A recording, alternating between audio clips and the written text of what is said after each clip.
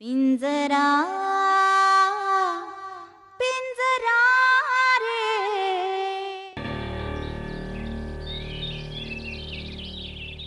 चंचला, तू आता खंबीर उभी राहा. मी तुझ्या पाठीशी. परिस्थिती हाताबाहेर गेली ना तर आपण बंड करू. मला नाही आवडत असलं बंड वगैरे. मला माझ्या मनासारखं झालं ना तरच आवडतं. बंडाची वेळ तेव्हा येते जेव्हा आपण समोरच्याला संधी देतो. तू इथं आहेस वय नारायणी? मी तुला समध्या घरात शोधून आले. का? काही काम होतं का माझ्याकडे? माझं काही काम असणार तुझ्याकडं? मी तुला विचारायला आले. चंचलाची पाठ राखीन म्हणून आलीयस तू. अजून किती दिवस राहणार आहेस इथं? माझी अडचण होते का या घरात तुम्हाला? प्रश्न अडचणीचा नाही नारायणी. अगं तुझा नवरा तुला न्यायला आलाय तर जा की त्याच्या संग. बरोबर आहे तुमचं सासूबाई, पण मला माझ्या नवऱ्यापेक्षा चंचलाची जास्त काळजी आहे. तिचं लग्न जरी झालं असलं तरी तिचा नवरा आता या जगात नाहीये. त्यामुळे आता चंचलाला माझी गरज आहे. मग काय आयुष्यभर इथंच राहणार आहेस का काय तू? समजा राहिली तरी काही अडचण आहे का तुम्हाला? प्रश्न तिच्या अडचणीचा नाही चंचला, प्रश्न तिच्या संसाराचा आहे. हे बघा, माझं लग्न माझ्या मर्जी विरुद्ध झालंय. उगाच त्याला संसार हे नाव देऊ नका. मला नाही आवडत तो ओजस. मी चंचलाला सोडून कुठेही जाणार नाहीये. अगं पण आम्ही समधे आहोत की इथं तिची काळजी घ्यायला. तिला जर तिकडे जायची इच्छा नसेल तर मग का तुम्ही सगळे तिला बळे हकलताय? आणि मला कोणाची गरज आहे आणि कोणाची नाही हे ठरवण्याचा अधिकार माझ्याकडेच राहू द्या तुम्ही. हे बघ चंचला, जोपर्यंत तिचा नवरा आला नव्हता ना तोपर्यंत माझा बी काही विरोध नव्हता. पण आता आपण त्याची बी बाजू समजून घ्यायला पाहिजे नव. त्याची बाजू काय आहे हे मला माहिती नाहीये. मला फक्त एवढंच माहितीये की हिला तिकडे जायची इच्छा नाहीये. आणि प्लीज तुम्ही सारखं सारखं हिला माझी पाठ राखेल म्हणू नका. आमचं नातं त्याही पलीकडचं आहे. मला माझ्या मोठ्या बहिणीसारखी आहे. ठीक आहे, मी तुम्हाला सांगायचं काम केलं. आता निर्णय तुम्हालाच घ्यायचा आहे. माझा निर्णय झालाय की मी आता चंचला बरोबरच राहणार आहे. हे बघा सासूबाई, एक लक्षात घ्या.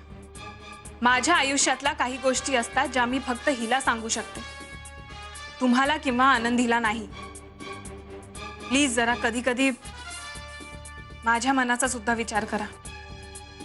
आणि हो, घरातल्या सगळ्यांना जाऊन ह्या गोष्टी सांगा, नाहीतर सगळे येऊन वेगवेगळ्या पद्धतीने मलाच प्रश्न विचारतील.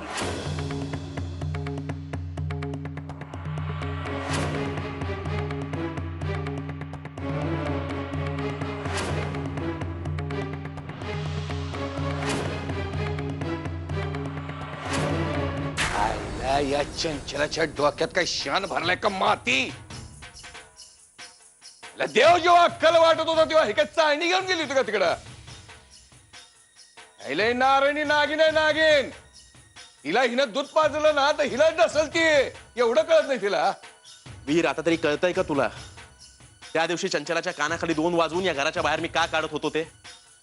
अरे जे आडातच नाही ते पोहऱ्यात येणार तरी कुठून?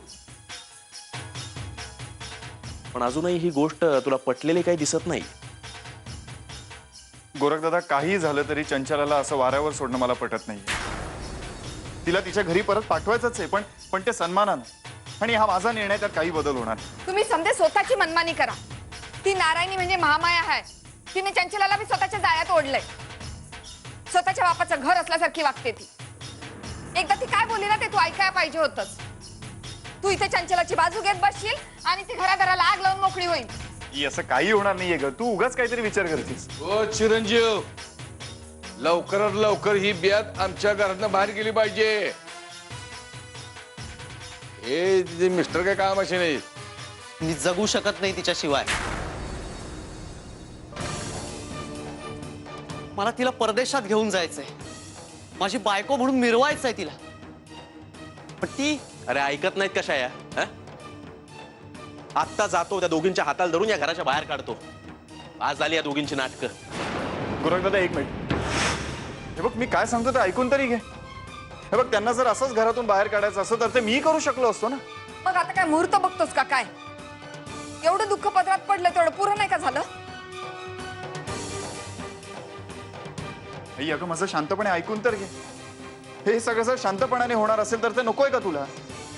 हे बघ, नारायणी स्वतःला अति हुशार समजते ना, तर तिचीच हुशारी वापरून तिला घरातून बाहेर काढू ना आपण. नाहीतर मग गोरखदादांनी सांगितलेला पर्याय आहेच की आपल्याकडे. नाही नाही नाही वीर.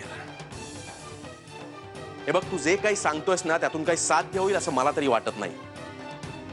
पण ठीक, तू म्हणतोयस ते करून पण बघूया. बरं चला, आम्ही निघतो. काही मदत लागली तर कळव मला. चला जश्य, जाते येतो.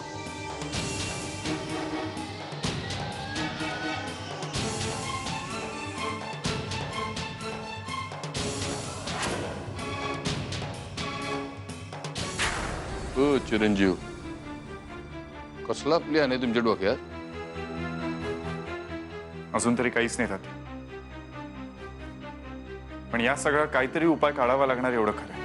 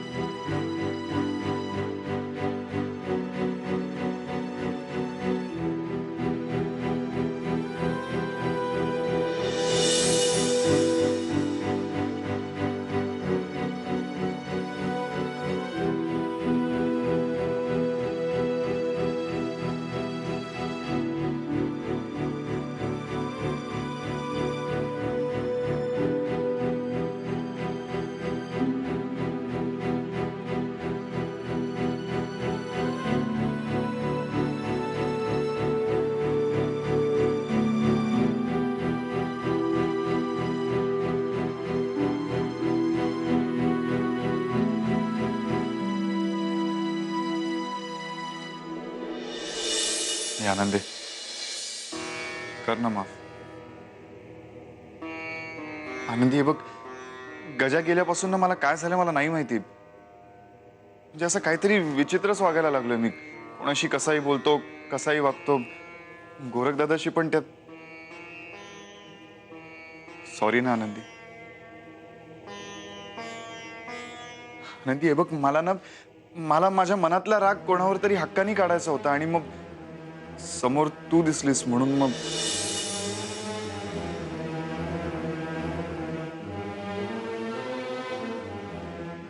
सॉरी ना आनंद.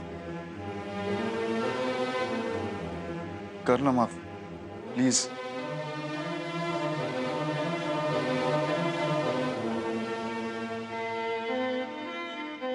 वीर, मी तुला माफ करण्याचा संबंध येतच नाही, कारण तू काहीच चुकीचं वागलेलं नाहीयेस. उलट माझ्या वीर साहेबांना माझ्यावर चिडण्याचा, माझ्या रागवण्याचा हक्क आहे.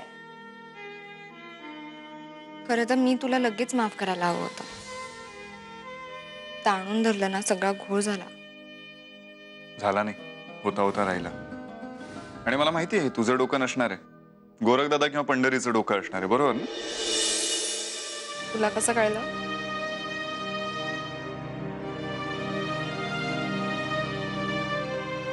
कारण मी माझ्या आनंदीला चांगलंच ओळखतो. कदाचित ना स्वतःपेक्षा मी तुला चांगलं ओळखतो आनंदी. मला हे माहिती आहे आनंदी की मी तुझी माफी मागायच्या आधीच तू मला माफ केलं होतंस.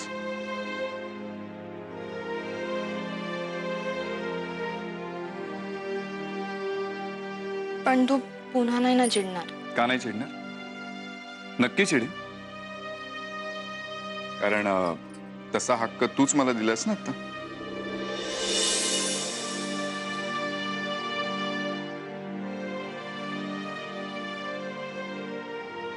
वीर, इथून पुढे माझ्या हातून काही चुका झाल्या ना तर त्या तू समजून घेत जा. आणि त्याही पेक्षा महत्वाचं त्याच्या मागची भावना समजून घेत जा. कुटुंब जोडण्याचा किंवा आपली माणसं जवळ आणण्याचाच हेतू असेल त्याच्या मागे.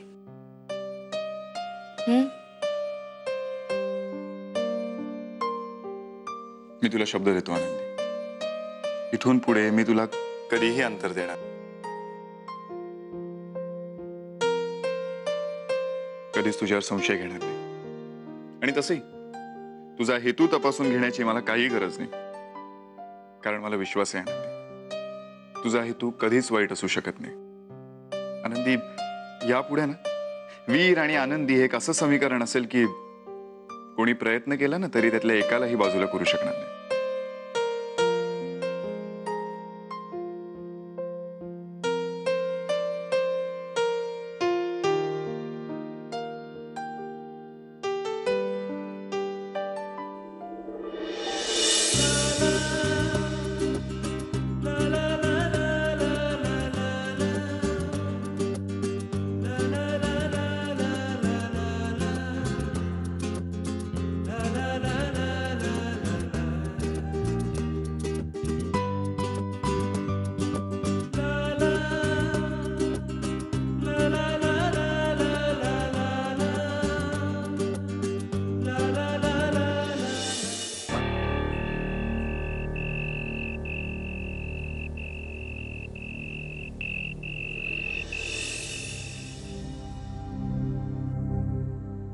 हो मिसेस, काय रुसतंय?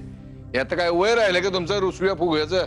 आणि तुमचं तरी वय राहिलंय का लांडी लबाडी करायचं? हो, तोंड सांभाळ बोला. काय म्हणला अंडी लाबाडी करत नाही? चिरंजीव जे बोलले ना, मी त्याची फक्त री ओढतोय. माणूस काय बोलला ह्यापरीस तो कोणत्या भावनेने बोलला हे जास्त महत्वाचं आहे. तुम्ही जे बोलताय ते आणि हीर जे बोलला ते याच्यात जमीन आसमानाचा फरक आहे.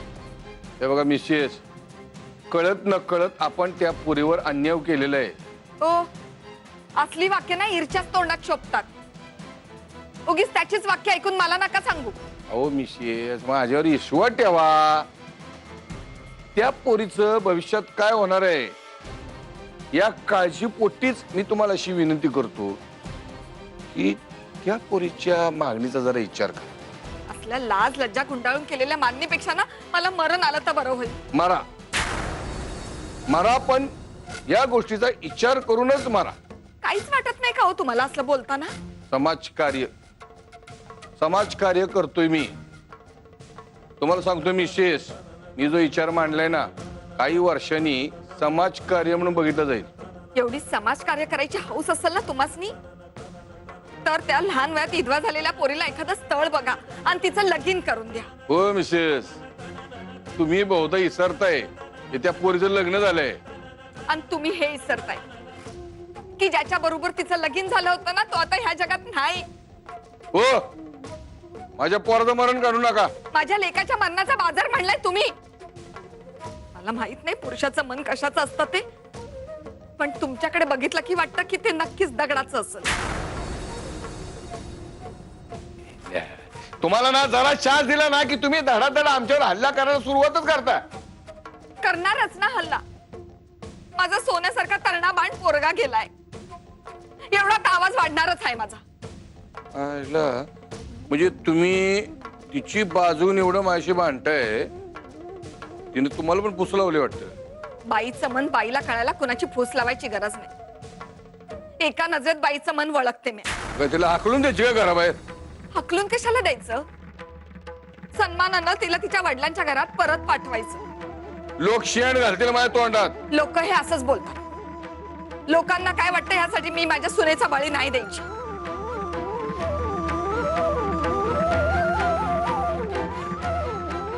हो मिसेस, तुम्ही जरा येळ द्या. माझा विश्वास आहे बघा, ईर तयार होईल या प्रकार. तुम्हाला जर असं वाटत असेल ना की ह्या प्रकाराला तयार होईल तर मग माझ्या ईरला तुम्ही ओळखलंच नाही.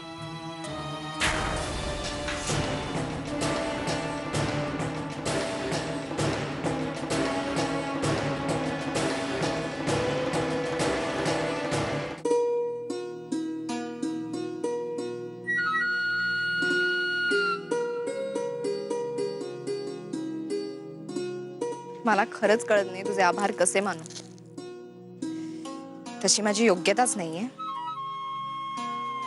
पण मग पूर्वी मी तुझ्याशी खूप बोलायचे, तुझ्याकडे खूप काही मागायचंय. पण आता खरंच काही न मागताच तू माझ्या पदरात सर्व काही देतेस. माझे वीर साहेब आहेत ना, ते माझ्याशी क्षणभर बोलत नव्हते तर मला असं वाटलं होतं की कशाला जगायचं. पण तुला माहितीये ते माझ्याशी बोलायला लागले पुन्हा एकदा आणि आणि मला नाही वाटत आता आमच्यात कोणते वाद होतील. अच्छा, म्हणजे तू ठरवलं सुद्धा की तुमच्यामध्ये काहीच वाद होणार नाहीत म्हणून? त्याचं काय ना आनंदी, आपल्या हातून खूप काही गोष्टी होतील म्हणून आपण त्या करायला घेतो आणि मग आपणच फसतो. पण नारायणी, माझं असं कधीच कधीच असं काही म्हणणं नव्हतं. तुझं खूप काही म्हणणं असतं ग.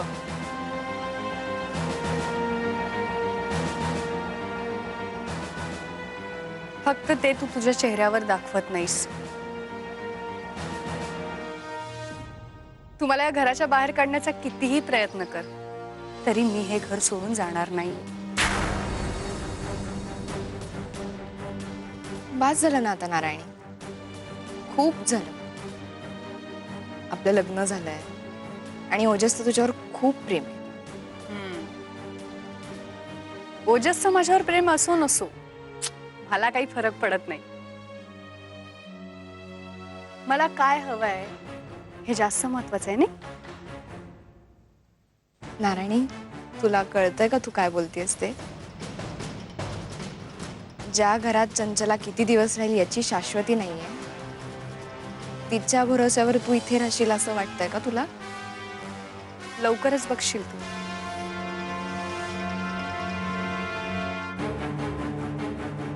नारायणी, मी एक सांगू, माझा सुंदर आहे ना, मला नेहमी एक गोष्ट सांगायचं. माणसाने कुठेही राहू किंवा कसंही राहू, ते मानानं राहायचं. जिथे मान मिळत नसेल तिथे थांबू नये. ए, तुझी तमाशातली भाषा मला शिकवू नकोस. मला काय मिळवायचं हे मला चांगलंच माहिती आहे आणि ते मी मिळवल्याशिवाय राहणार नाही. त्यामुळे तुझे उपदेश, तुझी भाषणं जरा थांबव.